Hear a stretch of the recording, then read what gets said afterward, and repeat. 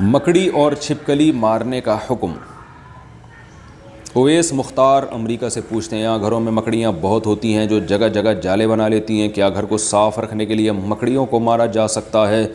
ہم نے سنا ہے کہ مکڑیوں کو نہیں مارنا چاہیے کیونکہ وہ ہجرت کے موقع پر آپ صلی اللہ علیہ وسلم کی حفاظت کا ذریعہ بنی تھیں۔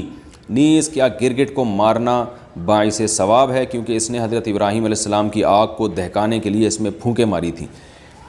مکڑیوں کو مارنا تو جائز ہے، اس کے ناجائز ہونے کی ہمارے پاس کوئی دلیل نہیں ہے، اور ظاہر ہے گھر میں تنگ بھی کر رہی ہیں تو وہ تو شہد کی مکھیوں کو بھی مارنا جائز ہوتا ہے ایسے صورت میں کہ جب کوئی جانور تنگ کر رہا ہے آپ کو، تو یہ تو گھر کی حالت خراب ہو جائے گی، گھر میں جالے بنے ہوئے تو آپ مار سکتے ہیں، ایسی صورت میں انشاءاللہ کوئی گناہ نہیں ہوگا۔ رہا یہ مسئلہ کہ گرگٹ کو مارنا، تو صحیح مسلم کی حدیث ہے کہ آپ صلی اللہ علیہ وسلم نے فرمایا کہ چھپکلی کے بارے میں کہ جب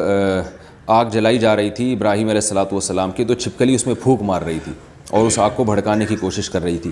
اس حدیث کا مطلب کیا ہے؟ علماء نے لکھا ہے کہ یہ صرف یہ بتانے کے لیے ہے کہ چھپکلی اور اس جنس کے جتنے جانور ہیں، جس میں گرگٹ بھی آتا ہے، یہ جو جنس کے جانور ہیں نا، ان میں انسان دشمنی کے سافٹ ویئر انسٹال ہوئے ہوئے ہیں، یہ انسان دشمن جانور ہیں، یہ ان کو جب موقع ملتا ہے انسان کو نقصان پہنچاتے ہیں، تو اس لیے آپ صلی اللہ علیہ وسلم نے چھپکلی کو مارنے کی ترغیب دی، اور گرگٹ کا بھی وہی حکم ہے جو چھپکلی کا ہے، اور آپ صلی اللہ علیہ وسلم نے فرمایا کہ جس نے ایک وار میں مارا اس کو 100 نیکیاں ملیں گی، اور جتنے وار کم ہوتے جائیں گے نیکی کم ہوتی چلی جائے گی۔ وجہ اس کی یہ ہے کہ جانور کو جتنی کم تکلیف دے کے موت دیں گے وہ اتنا زیادہ ثواب ہے۔ اب چھپکلی کہیں دیوار پر ہے، آپ نے ایک چپل ماری اور وہیں اس کا اسٹیکر بن گیا، تو چھپکلی کو اس سے تکلیف نہیں ہوتی، سیکنڈوں میں اس کی جان نکل جاتی ہے۔ لیکن اگر آپ نے اس سے کھیلنا شروع کر دیا،